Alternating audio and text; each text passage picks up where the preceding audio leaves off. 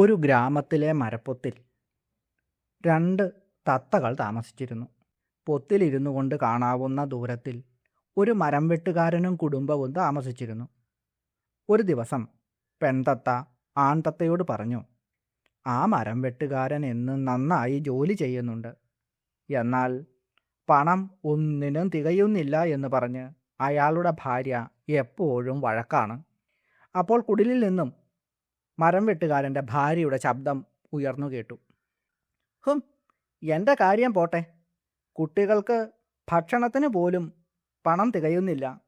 ഈ ധനമൊക്കെ എങ്ങോട്ടാണ് പോകുന്നത്? അപ്പോൾ കേൾക്കാം മരം വെട്ടുകാരൻ്റെ മറുപടി ശബ്ദം. നിനക്ക് പണമെന്ന വിചാരമേ ഉള്ളൂ. ജോലിയുടെ കഷ്ടപ്പാടനുസരിച്ച് എനിക്ക് എന്തെങ്കിലും കഴിക്കേണ്ടേ? അങ്ങനെ പറഞ്ഞ് അവർ വലിയ വഴക്കായി. കണ്ടില്ലേ, പണം ഇല്ലാത്തതാണ് അവരുടെ വഴക്കിനു കാരണം എന്ന് തോന്നുന്നു, പെൺതത്ത ആൺതത്തയോട് പറഞ്ഞു. എന്നാൽ ആൺതത്ത അതിന് മറുപടി ഒന്നും പറഞ്ഞതുമില്ല. പിറ്റേന്ന് തീറ്റ തേടിപ്പോയ പെൺതത്തയ്ക്ക് കാട്ടിൽ നിന്നും ഒരു വൈരമാല കിട്ടി. അത് മരം വെട്ടുകാരന് കൊടുക്കാമെന്ന് തത്തകൾ തീരുമാനിച്ചു. അങ്ങനെ ആൺതത്തയുടെ സമ്മതത്തോടെ പെൺതത്ത ആ മാല മരം വെട്ടുകാരൻ്റെ കുടിലിൻ്റെ മുമ്പിൽ കൊണ്ടുവന്നിട്ടു. മാല കിട്ടിയ മരം വെട്ടുകാരൻ അത് വിറ്റ് വലിയ പണക്കാരനായി മാറി. പുതിയ വീടൊക്കെ വച്ചു. ബന്ധുക്കളെല്ലാം ദിവസവും വരികയും പോവുകയും ഒക്കെ ചെയ്തു. എന്നും സൽക്കാരങ്ങളുടെ തിരക്കായി. അപ്പോൾ ഭാര്യ പറഞ്ഞു, ഹും, എന്ത് പണമാ വെറുതെ കളയുന്നത് മനുഷ്യ. അപ്പോൾ മരം വെട്ടുകാരൻ പറഞ്ഞു, അതിനെന്താ, നമുക്ക് വേണ്ടതിലും അധികം പണമുണ്ടല്ലോ. പിന്നീട് അതേ ചൊല്ലി അവർ പഴയതുപോലെ വലിയ വഴക്കായി. പിന്നെ അത് പതിവുമായി. അപ്പോൾ ആൺതത്ത പറഞ്ഞു, പണമല്ല, ആളുകളുടെ സ്വഭാവമാണ് ജീവിതത്തിൽ സന്തോഷവും ദുഃഖവും കൊണ്ടുവരുന്നത്. ശരിയാണ്, നല്ലവർ പണമുണ്ട് എങ്കിലും ഇല്ല എങ്കിലും സ്നേഹമുള്ളവരായിരിക്കും. പെൺതത്ത അത് സമ്മതിച്ചു. പിന്നെ അവർ ഒന്നിച്ച് തീറ്റ തേടി ദൂരേക്ക് പറന്നുപോയി. പ്രണവപ്രകാശത്തിൻ്റെ പുതിയ ഒരു അധ്യായത്തിലേക്ക് എല്ലാവർക്കും സ്വാഗതം.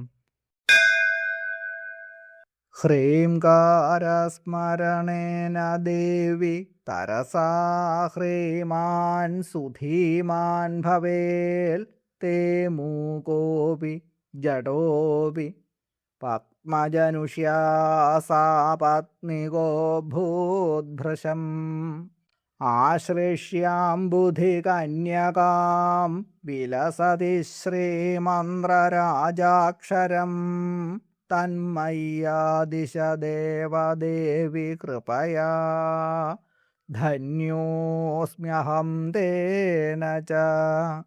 ഹ്രീംകാരസ്മരണേന ദേവി തരസാ ഹ്രീമാൻ സുധീമാൻ ഭവേൽ. എൻ്റെ അമ്മേ ദേവി, ഹ്രീം എന്ന മന്ത്രം സ്മരിക്കുന്നതിലൂടെ ഒരാൾ പെട്ടെന്ന് തന്നെ വിനയമുള്ളവനും അത്യന്തം ബുദ്ധിമാനുമായി മാറുന്നു. തേ മൂകോപി അജഡോപി പത്മജനുഷ്യാ സാ പത്നികോ അഭൂത് ഭൃശ.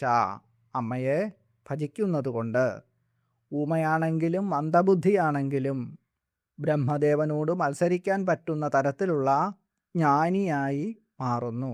ബ്രഹ്മദേവൻ്റെ പത്നിയായ സരസ്വതി ദേവി ഭക്തരുടെ നാവിൽ വിളയാടുന്നതുകൊണ്ട് ബ്രഹ്മദേവനോട് തുല്യനായി മാറുന്നു എന്നാണ് ഈ വരിയുടെ അർത്ഥം. ആശ്ലേഷ്യ അംബുധി കന്യകാം വിലസതി ശ്രീമന്ത്ര രാജാക്ഷരം. അതുമാത്രമല്ല, സമുദ്രത്തിൻ്റെ മകളായ ലക്ഷ്മി ദേവിയെ ആശ്ലേഷിച്ചുകൊണ്ട് എന്ന് പറഞ്ഞാൽ ലക്ഷ്മി ദേവിയുടെ അനുഗ്രഹത്തോടുകൂടി എല്ലാ ഐശ്വര്യങ്ങളോടും കൂടി ആ ഭക്തൻ വിളങ്ങുന്നു. ഹ്രീം എന്നത് മന്ത്രങ്ങളിൽ വെച്ച് രാജാവാണ്. അതുകൊണ്ടാണ് ഇവിടെ ശ്രീമന്ത്രരാജാക്ഷരം എന്ന് പറഞ്ഞിരിക്കുന്നത്. തന്മയ്യാദിശ ദേവ ദേവി കൃപയാ ധന്യോസ്മ്യഹം തേന ച. അതുകൊണ്ട് അല്ലയോ ദേവന്മാരുടെ ദേവി, കരുണാനിധിയായ അമ്മ തന്നെ ആ മന്ത്രരൂപത്തെ എനിക്ക് ഉപദേശിച്ചു തന്നാലും അതിലൂടെ ഞാൻ കൃതാർത്ഥനാകട്ടെ, ധന്യനാകട്ടെ.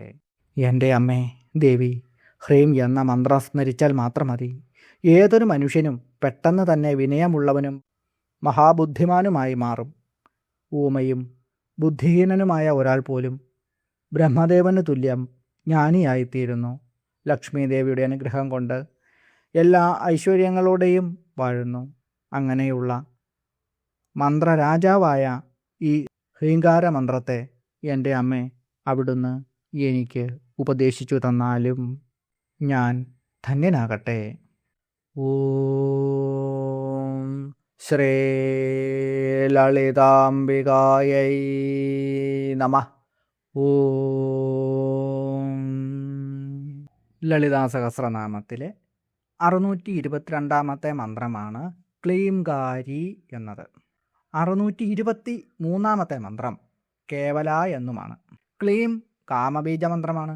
ക്ലീംകാരനാണ് ശ്രീ മഹാകാമേശ്വര ദേവൻ. അതുകൊണ്ട് മഹാകാമേശ്വരൻ്റെ പത്നി, ക്ലീംകാരൻ്റെ പത്നി എന്നിങ്ങനെയാണ് ഈ മന്ത്രത്തിന് അർത്ഥം വരുന്നത്. ക്ലീംകാര മന്ത്രസ്വരൂപമായ ദേവി അഥവാ കാമബീജസ്വരൂപിണി എന്നും ഈ മന്ത്രത്തിന് അർത്ഥങ്ങൾ കാണുന്നുണ്ട്. ഇച്ഛാശക്തി, വശ്യശക്തി ഇവ രണ്ടും ചേർന്ന മന്ത്രമാണ് കാമബീജമായ ക്ലീം.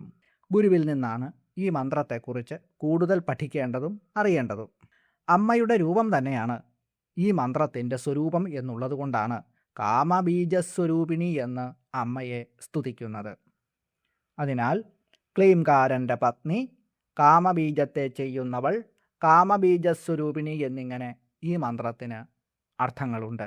കേവല എന്ന മന്ത്രത്തിന് ഏകാകിനിയായ ദേവി എന്നാണ് സാമാന്യമായ അർത്ഥം. കേവല തുരീയ സ്വരൂപ കാമകല. കാമബീജമായ ക്ലീംകാരത്തിൽ അടങ്ങിയിട്ടുള്ള കേവല തുരീയ സ്വരൂപമായ കാമകലയായ ദേവി എന്നും ഈ മന്ത്രത്തിന് അർത്ഥമുണ്ട്. ഒറ്റയായ ദേവി, പൂർണ്ണയായ അമ്മ, മറ്റൊന്നിനോടും ചേരാത്ത ദേവി, ഇതൊക്കെ ഈ മന്ത്രത്തിൻ്റെ അർത്ഥങ്ങൾ തന്നെ. കാമബീജമായ ക്ലീം എന്ന മന്ത്രത്തിൽ ക, ല, ഈ എന്നീ അക്ഷരങ്ങളാണല്ലോ ഉള്ളത്. ഇവയിൽ ക, ല എന്നീ അക്ഷരങ്ങൾ കൂടാതെ കേവല തുരീയ സ്വരൂപിയായ കാമകലയായ ദേവി അഥവാ ഈം എന്നാണ് കണ്ടിയൂർ നൽകുന്ന ഭാഷ്യം. ക്ലീം ആണല്ലോ കാമബീജം. അതിൽ ക എന്നും ല എന്നുമുള്ള 2 വ്യഞ്ജനാക്ഷരങ്ങൾ ഈങ്കാരവും കൂടി ചേരുമ്പോൾ ക്ലീം എന്ന കാമബീജമാകുന്നു. ഇതിൽ ക, ല എന്നീ അക്ഷരങ്ങളെ മാറ്റുമ്പോൾ ബാക്കിയാകുന്നത് ഈം എന്ന അക്ഷരമാണല്ലോ. അതാണ് കാമകല. അതുകൊണ്ട് ഈ മന്ത്രത്തിന് കേവല കാമകലാരൂപമായ ഈം സ്വരൂപമായ അമ്മ എന്നാണ് അർത്ഥം വരുന്നത്. ജാഗ്രത്, സ്വപ്നം, സുഷുപ്തി എന്നീ അവസ്ഥകൾക്ക് അതീതമായ ശുദ്ധമായ തുരീയ ചൈതന്യമായിട്ടും യാതൊരു ഉപാധികളും ഇല്ലാത്ത കേവല ബ്രഹ്മസ്വരൂപിണിയായും വിളങ്ങുന്ന പ്രപഞ്ചത്തിൻ്റെ സൃഷ്ടിക്ക് മൂലകാരണമായ ശിവശക്തി ഐക്യരൂപമായ കാമകല തന്നെയാണ് അമ്മ. കേവലം ഒരു രൂപമല്ല, മറിച്ച് പ്രപഞ്ചത്തിനതീതമായ പരമമായ സത്യമാണ് ദേവി എന്ന് വാഗ്ദേവതകൾ ഈ 3 അക്ഷരത്തിലൂടെ നമുക്ക് പറഞ്ഞു തരുന്നു. യദീം ശൃണോതി അലകം ശൃണോതി നഹി പ്രവേദ സുകൃതസ്യ പന്ഥാം. ആരാണോ ക, ല എന്നിവയില്ലാതെ ഈം എന്ന് മാത്രമായി കേൾക്കുന്നത്, ആ വ്യക്തി സൽക്കർമ്മങ്ങൾ കൊണ്ട് പുണ്യം നേടിയ സ്ഥലത്തെത്തുന്നില്ല. ഇതിന് രഹസ്യമായ ഒരർത്ഥമുണ്ട്.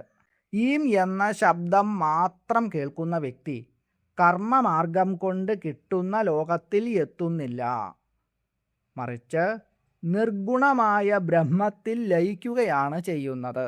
അതായത് മോക്ഷപ്രാപ്തി. അമ്മ നിർഗുണ ബ്രഹ്മമാണ്. അതുകൊണ്ട് നിർഗുണ ബ്രഹ്മസ്വരൂപിണിയാണ് അമ്മ എന്ന് അർത്ഥം. ഓം ക്ലീംകാര്यै നമഃ. ഓം.